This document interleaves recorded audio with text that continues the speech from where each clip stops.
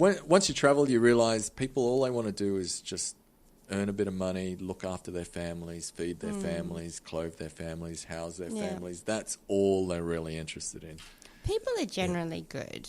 I'd say 99% are. You know, whenever I hear, like, again, like going from, say, Japan, somewhere that's very polite, and even though they do have their own, they can't do everything, so there's some problems there, just like everywhere else. Yeah. If I land and go straight to Cavill Avenue Surfers Paradise and just hear, "Oh, you fucking man," and there's like fights. Oi, Damo, you can't. Exactly.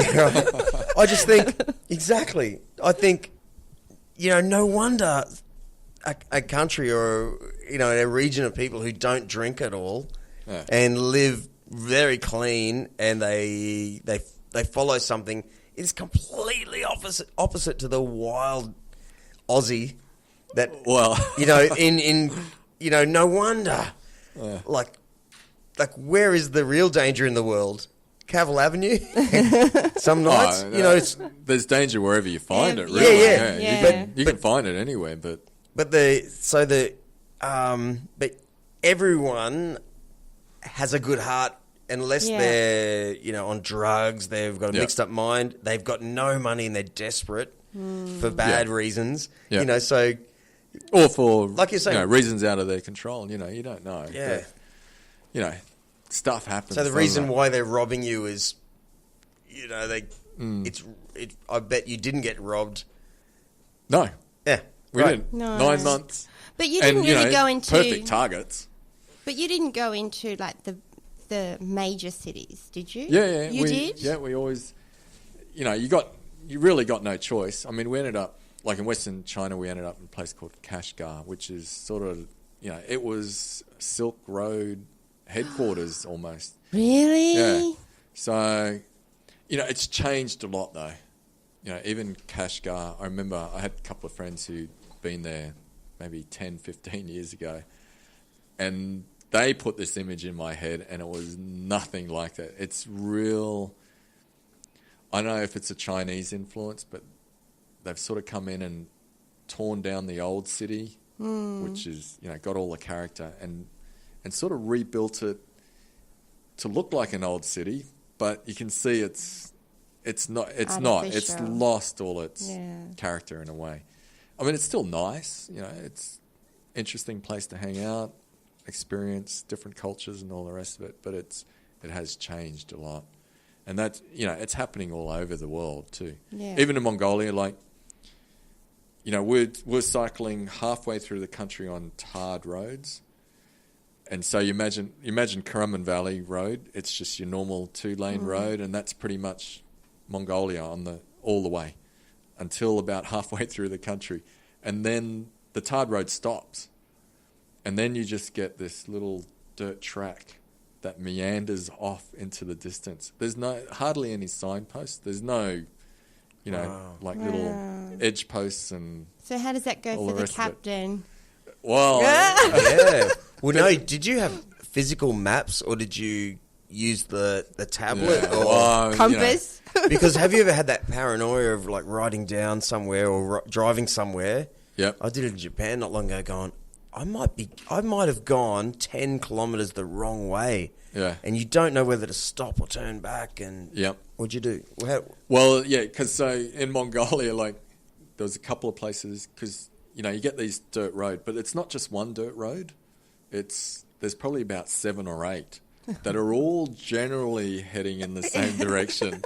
But then sometimes one goes off to the right and one to the left. And I mean, I had paper maps, so I knew where the next town was. I knew what direction it was. And in Mongolia, if it's a big town, there'd be generally some telegraph poles going in that direction. Oh. So if you're staying fairly close to the telegraph poles, you're probably okay. We only got into... there was only one point where we got into difficulty, where we had to make a guess, like a reasonable guess. And that particular day, I think a truck and one car passed us like by 10 a.m. that morning. And then there was nothing the whole day. There was no traffic. Like, and this is where again are on we like going? these little dirt roads. And at lunchtime, we found like there was a guy that came over because we were lacking water as well. So it's a little bit tricky in this particular day. Oh, yeah. And this guy, galloped up on his horse and said, "Oh, is there any way we can get water around here?" And he took our water bottles, galloped back to his ger, and then came back with full water bottles. Aww. Really, nice. Yeah. And then we set off, and then about 5 kilometres down the road forks in 3 places. And I'm looking at my map, there's only one road. And the telegraph poles are going off to the right. Yeah. And I'm going, just doesn't quite make sense because the main dirt road seemed to be going straight ahead. And we're going, oh, what are we going to do? Like, there was no gers around for once. There's no traffic. And I'm looking at my map. And then I realise there is a town heading off to the right.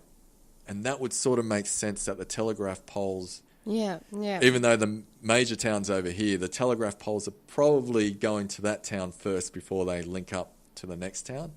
And so, we took an educated guess. We thought, okay, we'll just keep going straight ahead. Took the shortcut. Well, we hoping. Well, you were right, straight ahead. And then, like 5 kilometres later, it was like, has anyone actually been on this road in the last month? Because there's nothing. It's just gravelly and like leading nowhere. And we're going, is this right? And then end of the day, we're going, okay, we're going to camp, and we'll just see. If a car comes along, we can ask. And so we set up tent. 2 hours later, a truck starts coming over. We ran down to the road, and we're going, oh, so is this the road to so and so? And they're going, yeah, this is it. And we're going, yeah. So we're all really then that night we could sleep really well, but up until that point we're just going, well, anxiety. Are we going to have to cycle all the way back on that? Because it's a terrible road as well. I can imagine you going, oh, there's the map, that's cool, but am I on that road on the map? Yeah. And that's the fear, like I might not even be on the road on the map that I think. Because there's no signpost, right? You'd find a signpost maybe every couple of days. No way. And so, and I mean, there were some weird things like, you'd follow the main road and then you knew there was a T intersection coming up, but before you got to that, there was a shortcut road and you're going, I bet you that is a shortcut road. Yeah. But I guess the good thing about intersections was there was always like a little bit of a restaurant. So we could always get food there. So in places like we had to carry quite a bit of food just to make sure that we didn't run out anywhere along the way. How'd your kids go with the food? Because you know how kids can be quite fussy with food. No. No? Yeah, our kids are pretty good. So. Yeah. And I guess it sort of comes back to... I guess because they're multicultural kids, aren't they? In a way, I guess, yeah. And at home...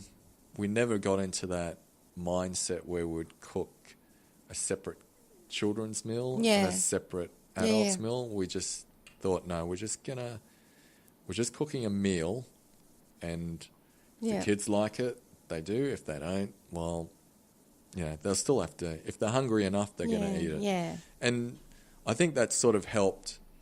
It helped definitely with travelling through these countries. Yeah. And I guess Mongolia anyway was mostly pasta, or chuvan, so it was sort of like a noodles. Yeah. China was noodles, so kids love noodles. Yeah. Oh wow! And then when you get into Kyrgyzstan, I mean, there's food definitely.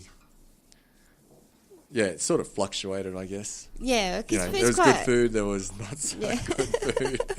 There was food that you thought, I don't know if I want to go near it, but what if you're hungry enough, you're going to eat. What was the weirdest thing you had to eat? It wasn't anything particularly. And was crazy. Anyone vegetarian or anything? Well, my wife, she's pseudo-vegetarian, so she'll eat chicken and fish, but she's not that keen on red meat. So of course. Yeah, Mongolia. So the choices, Mongolia was... so there was Mongolian beef. Well, it would be Mongolian lamb, but... Lamb. But it's probably more mutton. Or goat. or goat, and Oh. you don't know how long it'd been hanging for or out the back, because there was a couple of meals we thought, whoa, this is Bit a little bit gnarly. rank, Yeah. But we never got sick. Sure. Yeah. If anything, it was probably good for you. Oh, The old well, school, the summit, where we've come from Yeah, as a people, we've come from all that. We only find ourselves in this cool little funnel of refrigeration, and now, Yeah. but we've survived all these years fending off bacteria, and Exactly, yeah. How's our mate Pete Weldon from Currumbin Valley Springwater doing water kefir, Right. which are probiotics. Yep. It's a little bomb for your stomach.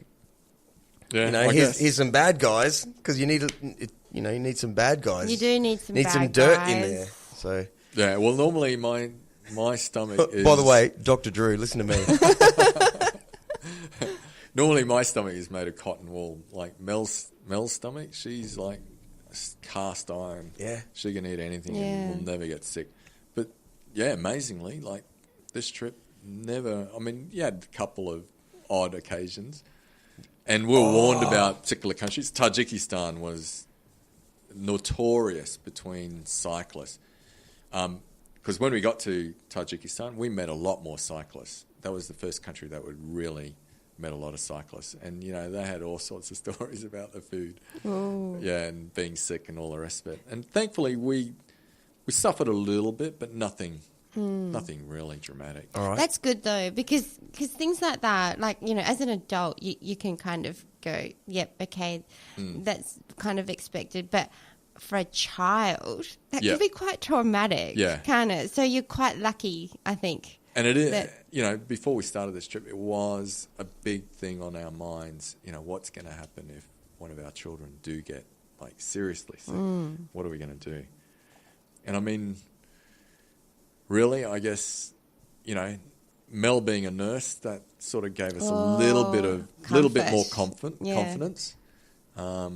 But also the fact, even Ulaanbaatar, we're cycling halfway across the country, but I guess we always had it in the back of our minds. If we had to, we could probably get back to Ulaanbaatar in, maybe at most 2 days, if we had to, Yeah. if we really had to.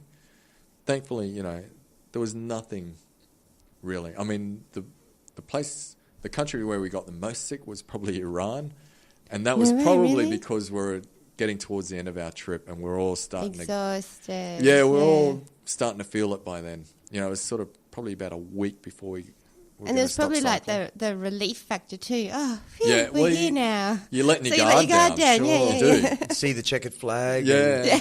Well, I don't think it's probably a mental thing. It's your body as well. Like all of a sudden, you don't need that much adrenaline. You don't Yeah. need that. Right, you're those running on hope and hormones running through you so much anymore. So your body's starting to relax, and then sure Yeah. enough, you get these bugs. And Isn't they that just weird take how the control. human body does that? Oh, it is absolutely. Can I ask you how you pooed? Everywhere. Yeah. No, I'm serious. Was it All your right. toilet paper? Did you have like a stash, like a huge stash of toilet? No, I think we only had to carry 2 rolls at most at the time. There was always little shops Really? around. Yeah. Oh, okay, yeah, of Yeah. course. So, yeah, I mean, Okay, I've always, I'm picturing a field. Yeah. With not a tree in sight. Not a tree in And you sight, ducking yeah. over to the field. well, Mongolia, if you're ever near any sort of civilization, it was fantastic. There'd always be a pit toilet, across the okay. road. It'd be mangy and all the rest of it. There's somewhere private you can go. Can I just say, I had to use a pit toilet, squat toilet, in Japan recently, which is sort of, they're phasing them out, yeah. I couldn't work out how I'm supposed to get my pants, like, clear, because they're always the floor is always wet and You're horrible. not squatting low enough. Is that, yeah? Squatting, but holding all your pants from that I did Pull it explain down how below it's your done, knees and but go. without a handle, and the chances of you falling backwards are... It must have been hard to... No, there's no no, chance. no. You know what's behind you, so there's no chance. You got good at it? You got pretty good at it? Oh, well, yeah. no choice. You had no to. choice to go. Here's to 2017. You do, you go. We're so lucky. We're so lucky. Yeah, so, Mongolia was easy. China was a little bit more difficult, but you could still find a place. And then every other country. And once you got out, China was probably the most